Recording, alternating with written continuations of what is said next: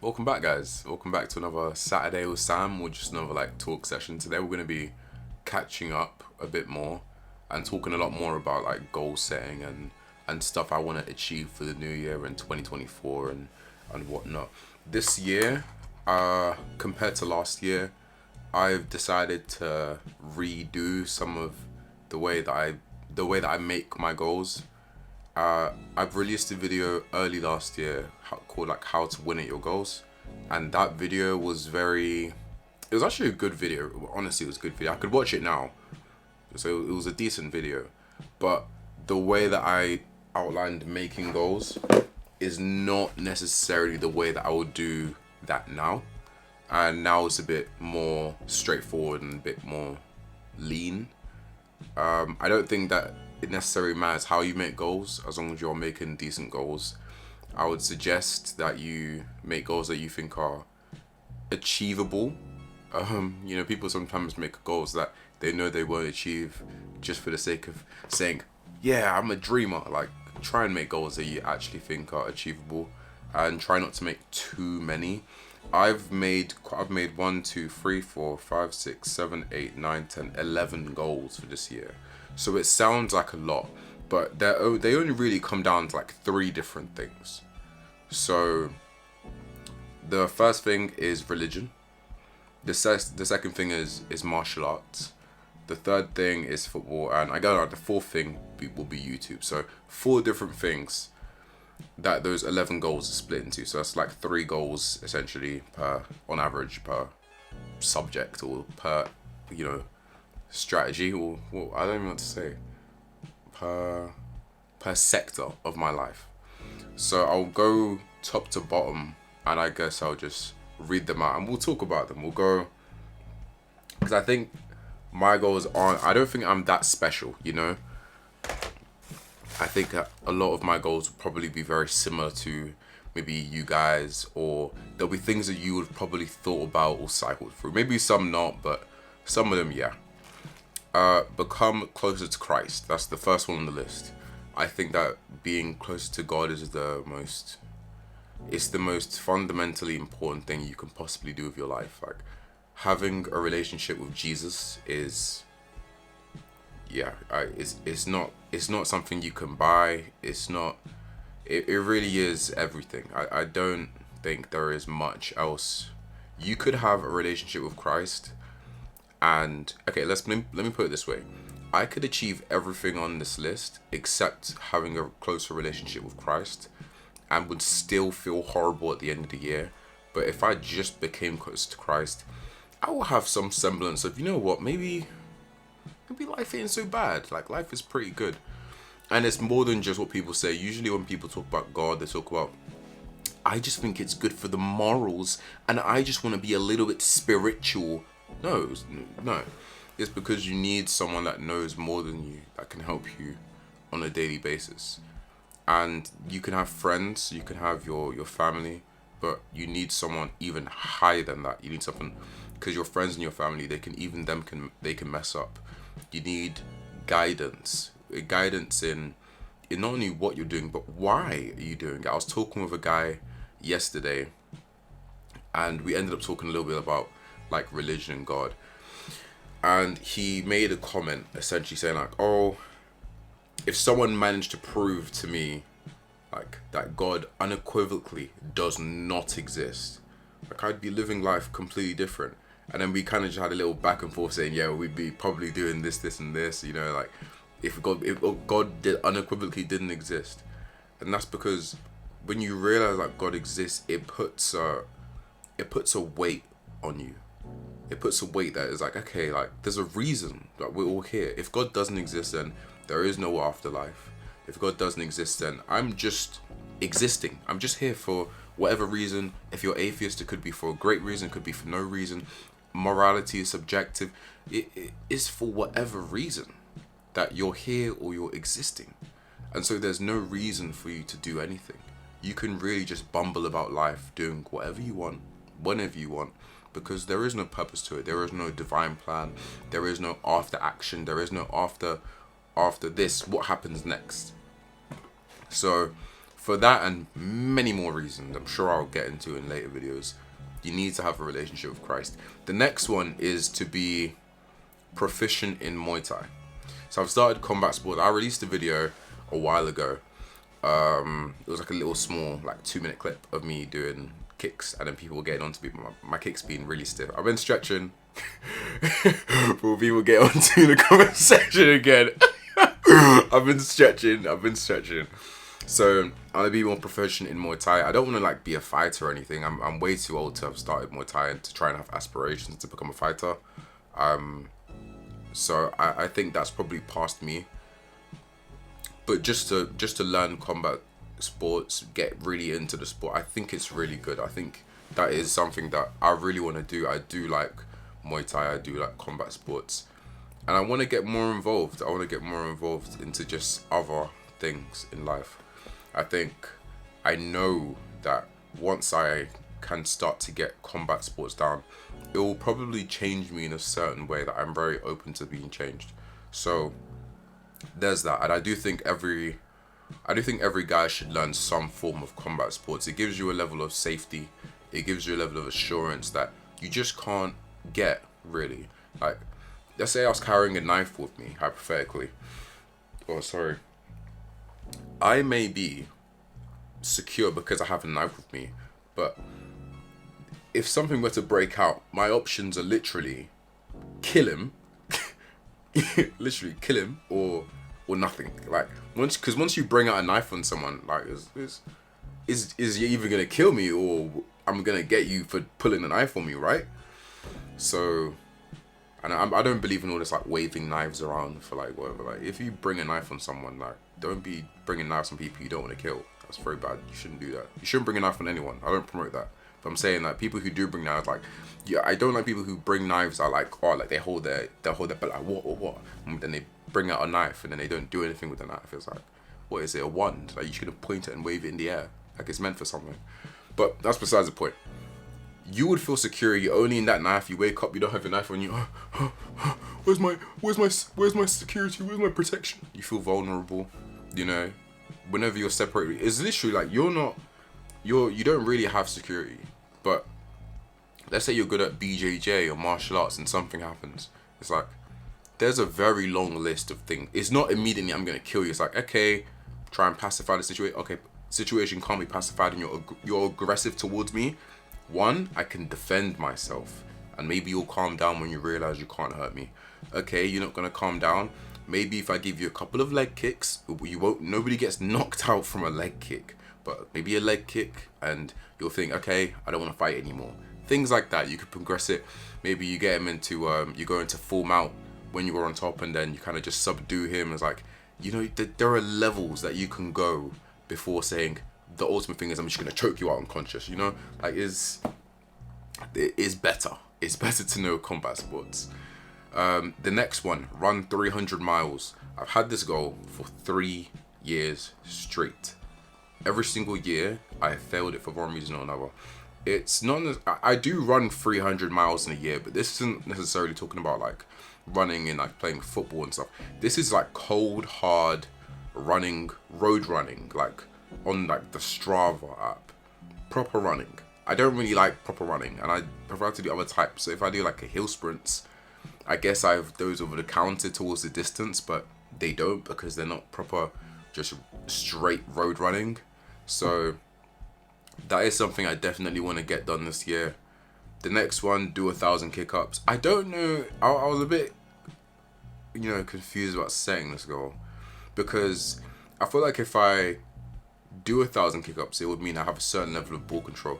But then again, like, if I spent like a week just doing kick-ups, like now, I mean, I know I can definitely do like at least 400 and something. Because I remember I did that in like a month ago, and then I kind of just got bored and started doing dumb tricks until I lost the ball. So I don't know actually if I could probably do that tomorrow, but I don't know. It was just to make sure that I have good ball control. The next one is to do 100 wall passes in a row. Let me tell you a little story. One day, I think it was after training or like before training or something like that. Oop, malfunction. Me and two of my friends, we went to a wall and we were doing like pass it, blah blah blah blah, and I kept messing up the most, or like I'm messing up like most times, and it really made me mad. And the long story, the short is like was there for like an hour and a half, and I couldn't really do it. Like I was lacking the ball control to do it, and it's not like I just don't have good ball. I have good ball control, but I just looked at, and the coordination when it comes at the wall when you hit up is a lot more difficult than it just looks. Just kick it wall, take a touch, kick against the wall, take a touch. So I would like to do that. Again, referring this to you guys, I think it's the skills, you know.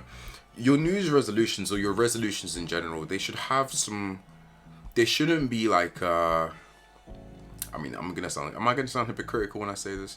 They shouldn't be so strict as become the CFO of a company this year. They should be more like, get X amount more sales, or become this type of employee, or be recognized to be doing this more often. Think of your goals less like straight cold hard milestones you just hit and don't hit, and more like steps to development, like becoming closer to Christ. That's not like a cold hard goal. That's just a step to becoming closer to God. You know, being more proficient in Muay Thai. That's not some cold hard goal. I'm gonna be the champion of the UFC. That's just another step. You know, starting BJJ, another step.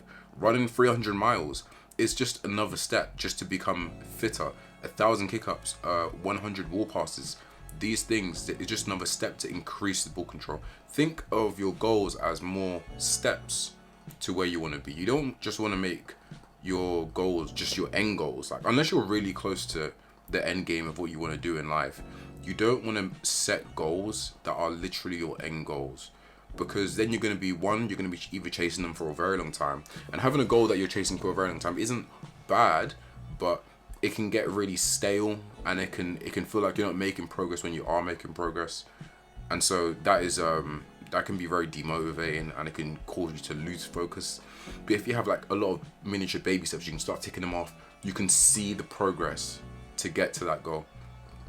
But yeah, moving on. The next one, run a sub 6 minute mile. Again, this one I'm not sure if I could probably do it in like a month or like a week or something.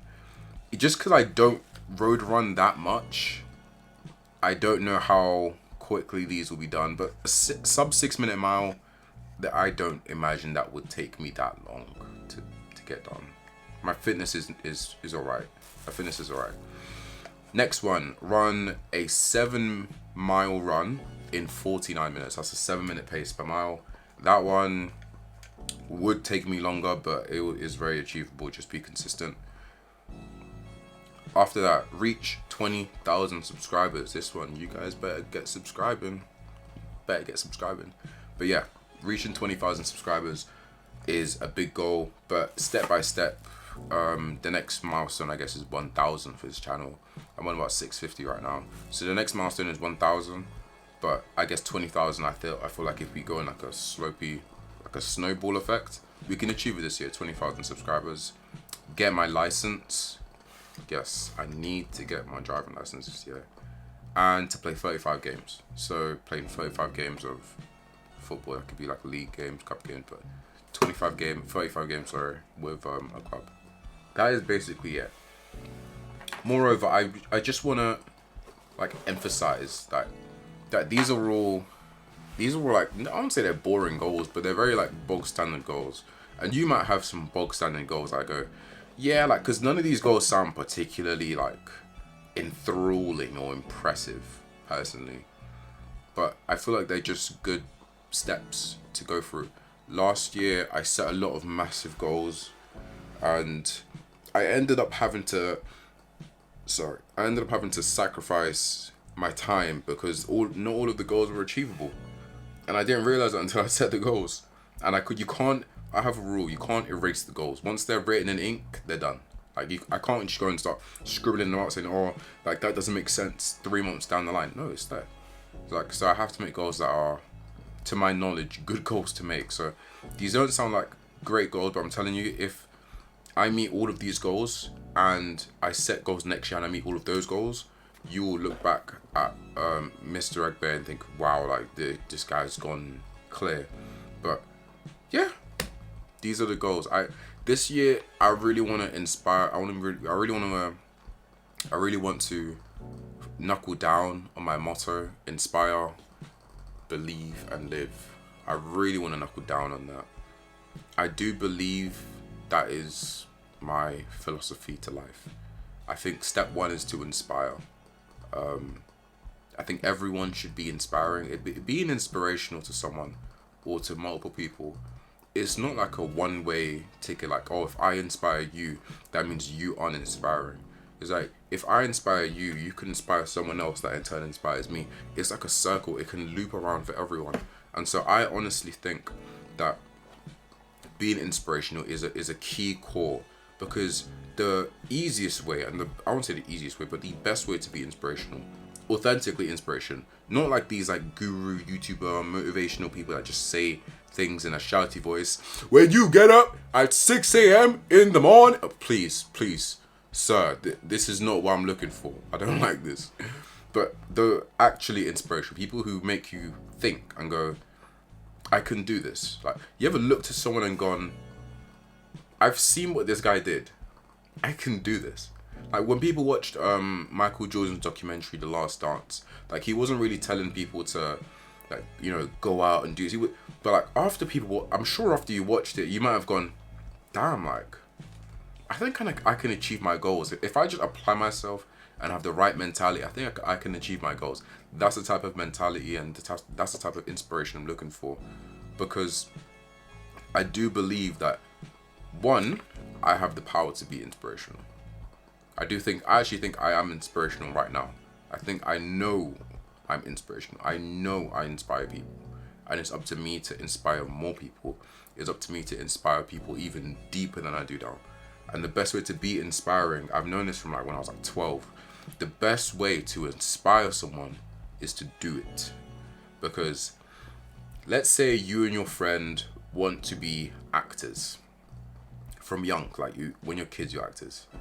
And let's say there's three of you, and all three of you want to be actors from when you were young, and one of you goes and does it when he's like 16, right?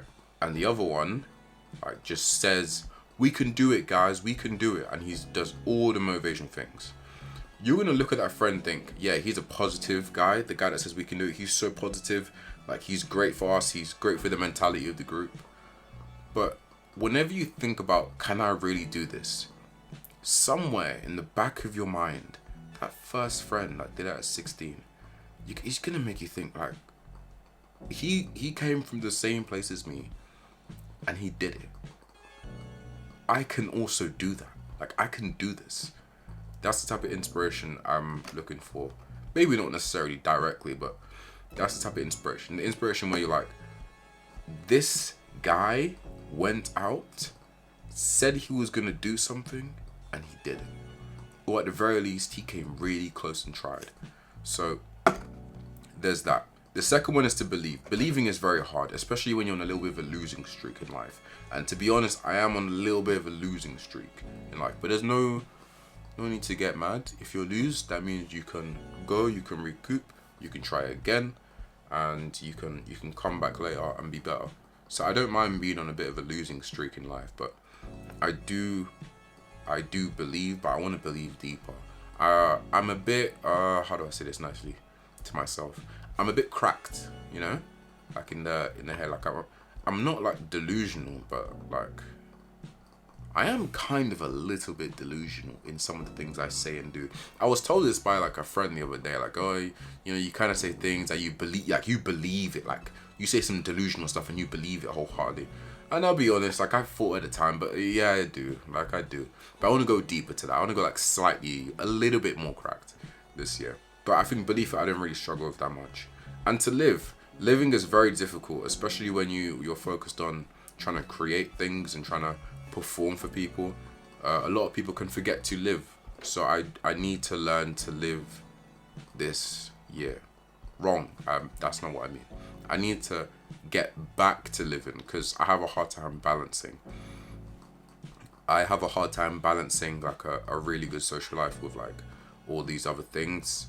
And I'm sure everyone struggles with that, but I really, it really does mess me up when I start to get involved in like social stuff. Like I'm a very much just stick it alone if you have to, as long as you get the work done type of guy. And when you start involving people and having a great social life, it can be hard for me to switch from one mode to another, or at least to show that side or to keep that side fresh. So if I have like if I'm really good in like my creating life, maybe when I'm in my social situations, I can't switch off. Or maybe it's the opposite way around. Like I can't get serious. I can't lock in, as the Americans say.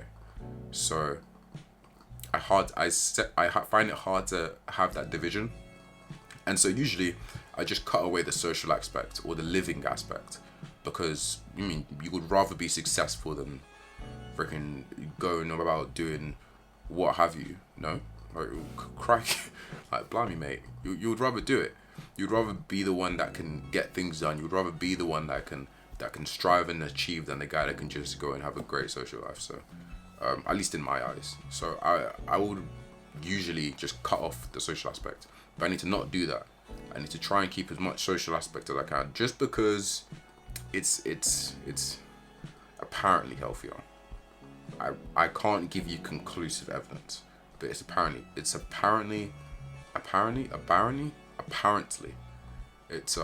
healthier. So there's that. But yeah, that is my goals. That is the goals for the new year. Tell me yours down below. Yeah, I'm eager to hear what people's plans are for next year or for this year. Ciao ciao.